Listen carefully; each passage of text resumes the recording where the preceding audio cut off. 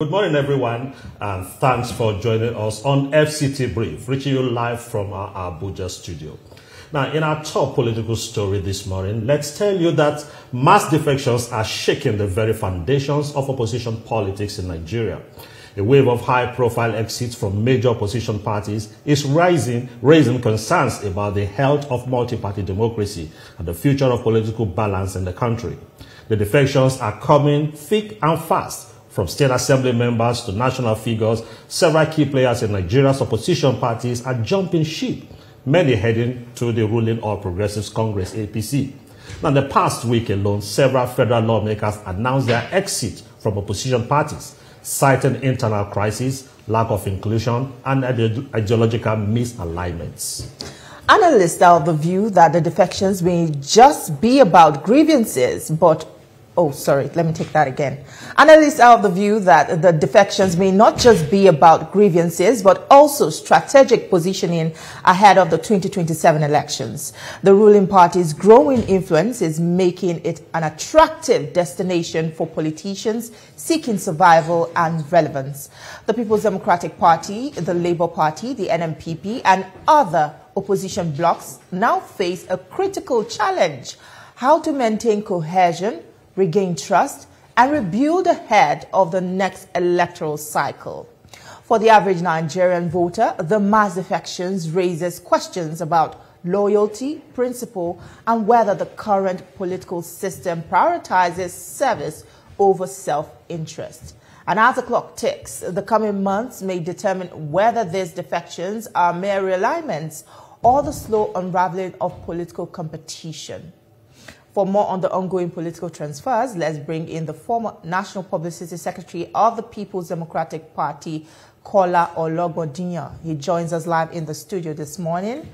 We also have joining us the National Publicity Secretary of the NMPP, Ladipo Johnson. He joins us live via Zoom. Gentlemen, it's good to have you on the program this morning. Thank you very much, and good morning. Good morning, Nigeria. Thank you. Good morning to you. Well, I'd like to begin with you, Mr. Johnson. Your presidential candidate called post-election defection a betrayal. But many say the opposition parties themselves are not doing, enough to keep their house in order. Shouldn't the NMPP also take some responsibility for its internal management? Thank you. In the context of what has happened, no, because you see, people join parties for different reasons. Those you are referring to within the NMPP, that's Senator Kawu Schmeiler, and that happened recently. He was not a member of the NMPP. He was not with us in our movement, and he came in from the APC. For some reason, they were assimilated, got the nomination. He was helped massively by the Kwankwassia movement in Kano South. And he's gone back to where he came from.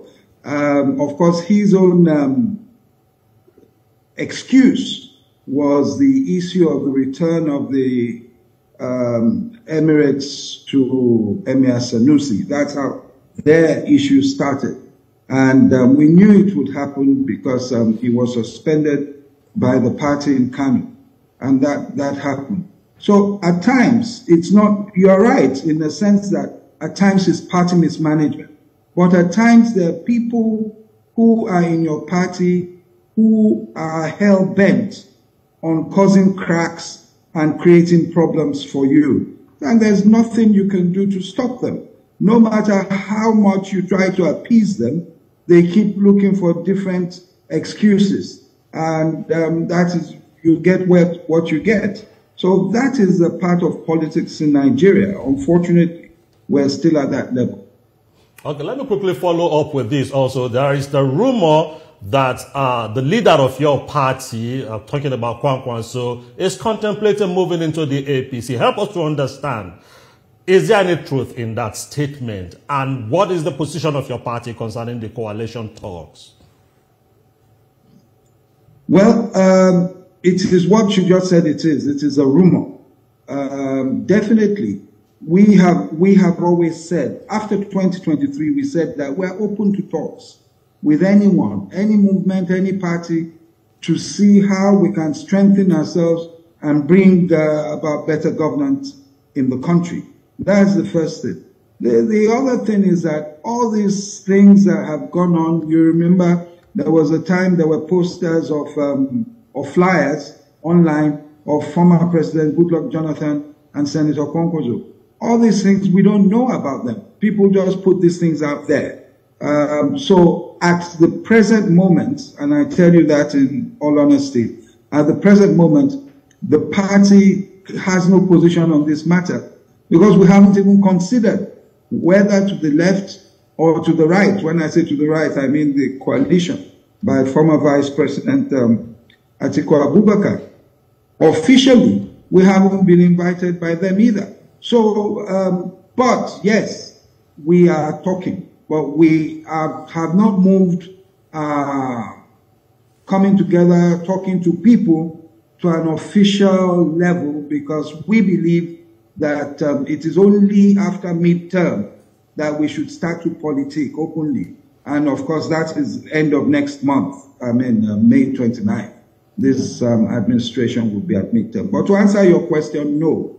At the present moment, we have not taken such a decision, and we do not believe that Senator Kwankwaso at the present moment is moving anywhere for now. All right, Mr. Johnson, we'll come back to you. Mr. Ologbodiyan, we keep seeing defections from the PDP now to the APC, and we have seen your governors. They had a big meeting yesterday to calm the tensions and, you know, fix the cracks in the party. Do you think this will work? How far-reaching do you think this meeting is going to be? Well, thank you very much, and good morning once again. Well, going by the meeting that was held last night at the Bauchi State Lodge in Abuja here, well, I can say that it's just a confirmation and a strengthening of the decisions that were reached at the Ibadan meeting. And basically, it's just to put the party in a position that can lead it to a process of recovery. And Senator Bukola Saraki, the former Senate President and former Governor of Kwara State, has been put in charge of a process that will guarantee, one, the National Executive Committee, which has been postponed severally, but now slated for May 27, and also guarantee that the party has a convention that will elect new leaders in August. Now, your party has ruled this country for, I think, for about 16 years. And you had some former leaders, with members of your party. Obasanjo is there, President Jonathan is there, Bukola Saraki, former Senate President, David Mark, former Senate President. Now, would you say that this recent meeting, the Ibadan meeting, and the one that I held yesterday night, is like the PDP waking up too late? Because there's been a lot of hemorrhaging in your party, and even in the NWC, people say there are a lot of people planted in there to destabilize the party. So do you think of this meeting will achieve anything? Well, it's a mixed bag of issues, like rightly put it. But I want to believe that it is not too late to recover the party if there is or there are sincerity of purposes. And I believe that somehow, going by the tone of the meeting last night, it appears as if the party is waking up to go through the right direction. And people should just leave it at that for now. Well, we saw Nyesom Wike show up at that meeting, and that caught the attention of many by surprise. Do you believe he is truly interested in reconciling and rebuilding the PDP? Well, that's the question that you have to ask the former governor of Rivers State and Minister of FCT. Yes, his appearance at the meeting raised concern. And from the information that reached me, where he participated briefly and left. But I think that the question you have asked me should be asked the FCT the member minister. of the PDP. I would like to feel the pulse of the PDP. You trust him? I am a member of the PDP. But that question can only be answered by him. You see, we are in a moment in the party where people have to be defined by who they are. So we are at that critical moment in the party. So it is not what anybody can say on behalf of any other person. So that's where we are. That's where I can say that we are in the People's Democratic Party. Let me just quickly follow up this before we go to Mr. Johnson. Your party, as it is, with bringing in former Senate President Bukola Saraki, would you say any of the organ of your party has the biting capacity? Talking of the BOT, the NWC, because if members keep acting against the interest of the party, do you think your party has the ability to sanction? It's not whether the party has the ability. It is about the character and the personnel that were elected into office to run the day-by-day affairs. It's the same thing. So, no, it's not. No. When we say it's the same thing, there might be people, even within the same NWC, who are strong-willed and who want to take certain decisions. But they are not positioned. But they are not positioned, one. Two, what is the position of the acting national chairman? For instance, let me give you a critical issue that's bothering many members of the party, which is the fact that the APC national chairman, Dr. Umar Ganduje, came out and declared that one-party system is suitable for Nigeria. Even as we speak, the acting national chairman of the party, the People's Democratic Party, has not come out to say that this is an existential issue for my political party. And as such, Umar Ganduje withdraw that statement. We haven't had that situation. So I may not be too different from your own position that the capacity to bite, not even to bite, the capacity to even come out and express yourself and say that I align with this, I don't agree with this, is lacking. Now, Mr. Johnson, I would like to know if I have your attention. Yes, you do. All right. 2027 is not far off, and people see the NMPP as a regional force, mostly about Kano and the Concosia. Is your party doing enough, to grow beyond its current image, which is just the regional image, and, move on to a national force? Yes, we have done. We've done quite a bit in trying to grow the base of the party. Of course, we've been under attack. I will not say that we've been in crisis, basically by members who had been expelled and who continued, we have so many court cases, have continued to constitute a nuisance.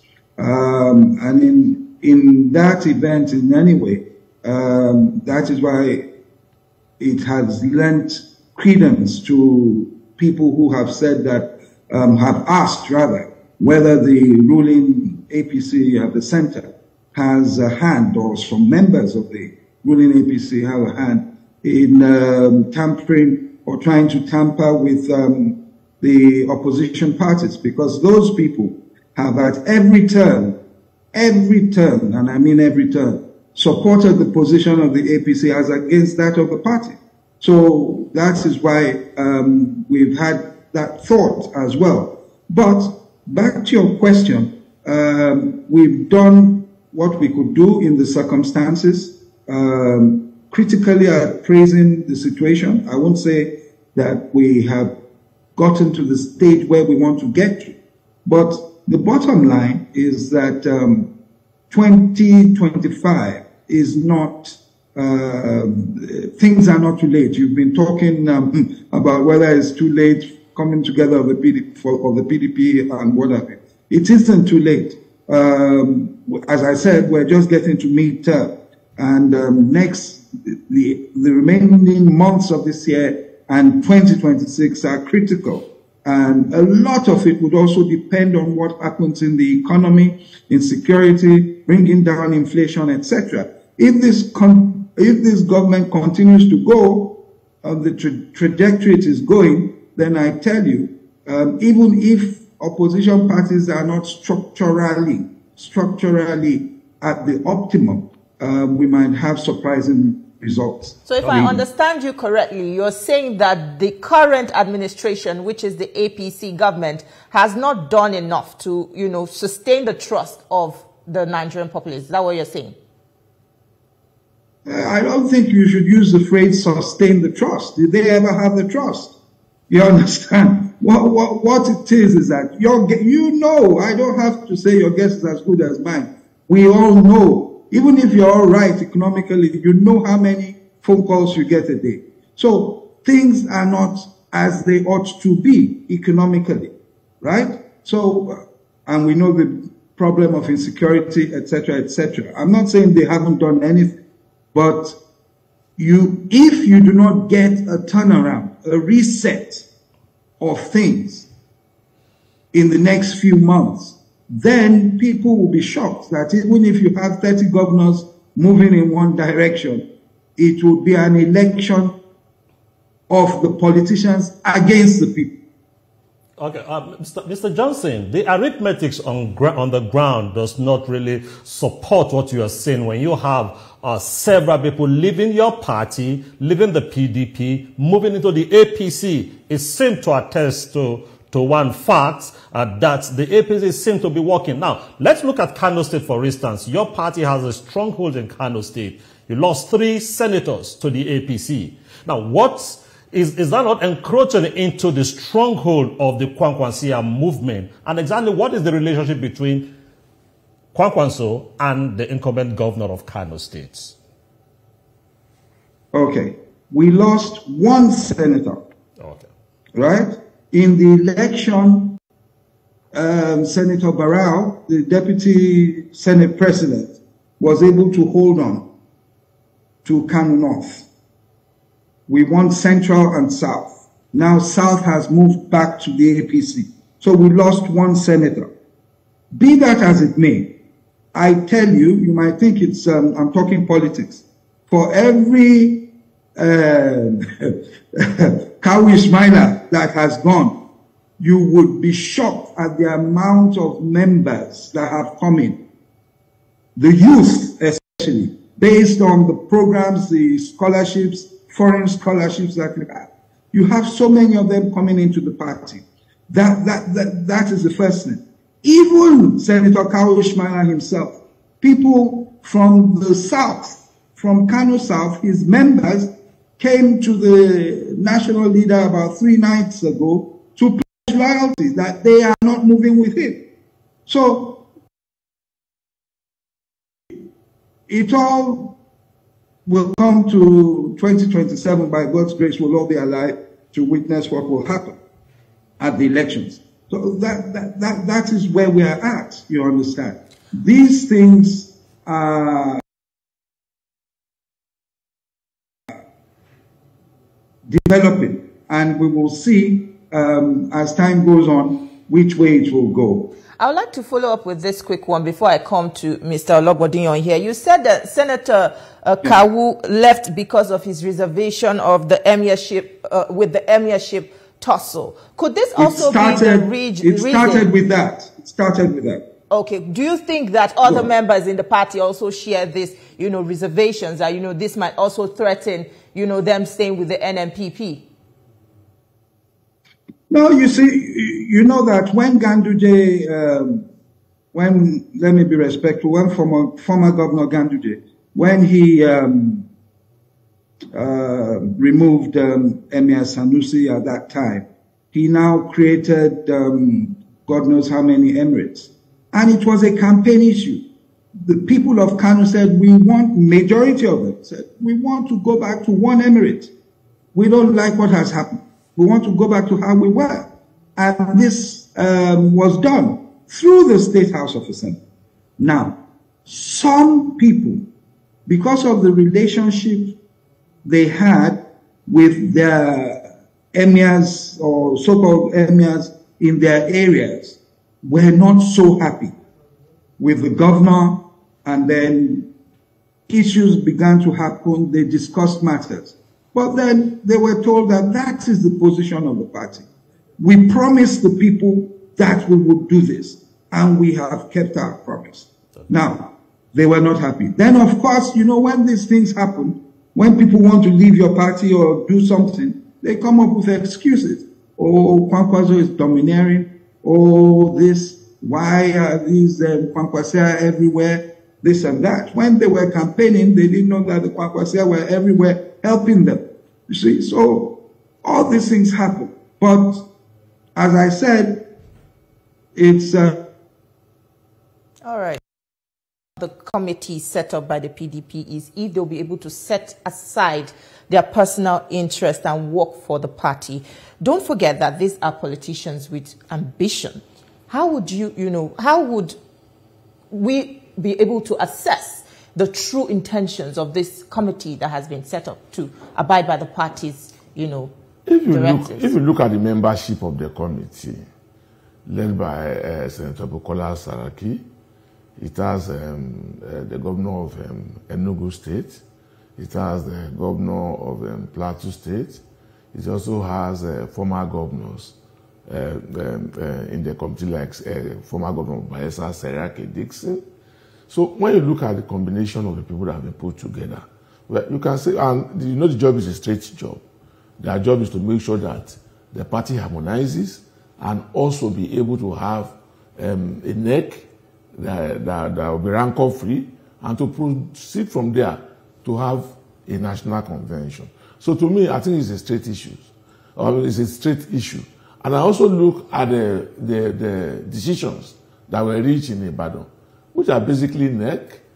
Secondly, the issue of the national secretary, where the current deputy is asked to take over, pending when the Southeast will bring a replacement, where you also have the issue of the national convention. So I think that these are straight issues that the committee, and given those who have been put into the committee, given their experiences, given the knowledge that people have about them, I think they can make a success of it. Okay. You are a leader in the PDP, so definitely you do have your own opinion about issues. Talking about the coalition, the Governors Forum said they're not in support of the coalition, that the PDP can go alone. Now, do you think in the 2027 election that the PDP can go alone? Or do you think a coalition will help the PDP? No. I think this matter has been taken completely out of context.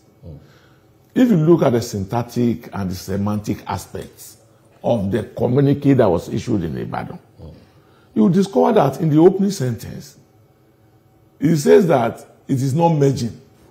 But in the next sentence, if you read it, it says that it is open to discussions. So merger doesn't come in from heaven. It doesn't just land on earth and say, oh, we have merged. Relationships, associations, agreement will be predicated on discussions. So if a party says that it is open to discussion, as if foreclose anything, and the PDP has stated, at least going by the meeting in Ibadan, said they are open to discussions for anybody who wants to move into their party.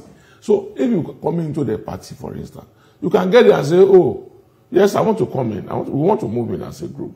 Or want to join us. Want to move into the PDP? Yeah, want to move not into to form an alliance with others. It depends. Now, it is from the discussion that you can lead to whether you are going to have an alliance or you want to do a merger. It will not just happen from space. When the APC came together, was it not via discussion? When ACN, CPC, the PDP, when they came together, was it not via discussion? So things can happen. Merger doesn't just happen in the political system. Was Vice President Atiku Abubakar, former Vice President, invited to yesterday's meeting? You said? Atiku Abubakar, was he invited to the meeting that held yesterday?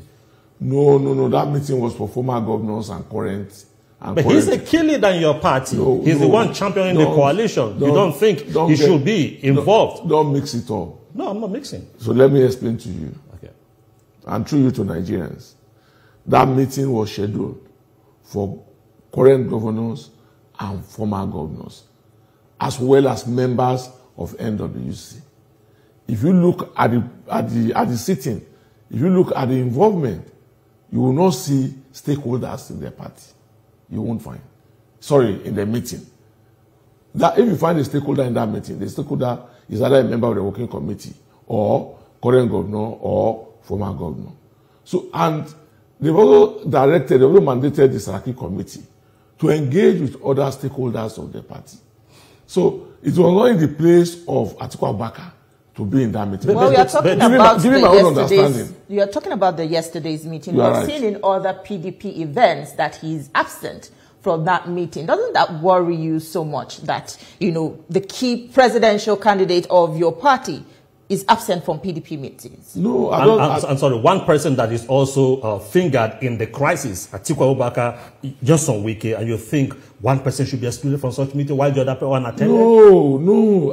Why are you taking it from that dimension? We're just trying to know. It's very clear. I've explained it to you. Wiki is a former governor. He's not a former governor of Rivers State. And he says he's still a member of the PDP. So he's entitled to attend that meeting. If he says he's still a member of the PDP, and the PDP has not said he's not their member, so he has a right to attend that. Governors, current and non-current, were brought together. So he will come there. But whether he would like what is being discussed at that meeting is a different thing entirely. You understand this now? So, having said that, Atiku Abubakar is not, I don't know, even when he was elected governor, he wasn't sworn in. So I don't know the basis upon which he was not in the meeting. But I can say it to you, and very, very clearly, that meeting was meant for governors and former governors. And if you look at people like Senator McAfee, who was there, his BOT secretary, but don't forget, he's also a former governor. So, and outside these former governors and current governors, the only members that were present were members of the NWC. Then he also said about, events of the party Atiku has not attended. Which event? Maybe perhaps his own zonal, the Northeast Geopolitical Zone Congress. Maybe that's what you are referring to. I am not in a position to know why he didn't attend, and I will not be able to speak to that. All right, Mr. Johnson. Yes. How soon can Nigerians expect clarity on your 2027 strategy? What regions and demographic areas are you targeting ahead of 2027? Well, it would be premature for me to say that we're targeting the south-south or the north, whatever, because it would depend on any marriages that occur between us and others, whether movements or parties or what have you. All I know is that we're there as a political party to attempt our best to bring about good governance or better governance than we have now. Now, if we have to build bridges to do that, we will build the bridges. If we have to work together with others to do that, then we'll do that. Now, let me go back to what you said earlier. It's linked to this. When people say, oh, it is only Kano. It isn't only Kano. I'm from Lagos. You understand? And we have people everywhere. It's not just Kano. And even if you are talking about Kano, you understand, my Egbo in the studio there will tell you that politically speaking, Kano itself cancels out about 4-5 states when you see the results coming in. So it is a good enough catchment area to be invited to as a bride to build a bridge or build some consensus around the country. But I reiterate that it isn't only Kano. All right. I would like to ask this question, but unfortunately we run out of time. I don't know if you can answer me in 10 seconds. A lot of people are concerned that, okay, we see some of the PDP governors, openly supporting the candidacy of President Bola Tinubu for the 2027 presidential election. Doesn't that worry the party in any way? Just in 10 seconds. No. If the party is not concerned, the party will not constitute the meeting that it had yesterday, which is to ensure that the party is brought together. The party is concerned, however, to re-echo what Ladipo had just said. Is it not clear to you and I seated in the studio here that 2027 is going to be about Nigerians? It's not just going to be about party. It's not just going to be about any governor. It's not just going to be about the president. It's going to be about the hunger, about the anguish, about the pains that Nigerians have been taking through at this moment. Right. We must say thank you so much for your time with us on the program. It was a delight speaking with you, Kola Ologbodinyo, and also Mr. Ladipo Johnson. Thank you for joining us. It was a pleasure. Thanks for having us. Have a lovely week. Thank you. You too. Well, as you've heard it, 2027 is going to be all about Nigerians. What will be your stand ahead of 2027?